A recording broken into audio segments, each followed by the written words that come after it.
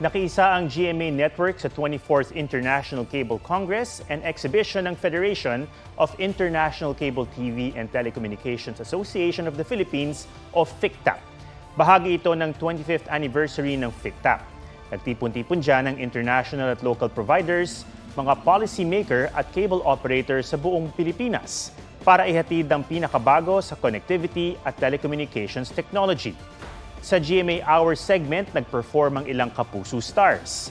Ang partisipasyon ng GMA Network sa pagtitipon ay bahagi ng layunin nitong maghatid ng makabuluhang balita at impormasyon at ng world-class entertainment sa lahat ng kapuso sa buong bansa. Mga kapuso, alamin ang State of the Nation. Mag-subscribe sa GMA Integrated News sa YouTube. Sa ating mga kapuso abroad, samahan niyo kami sa GMA Pinoy TV at sa www.gmanews.tv.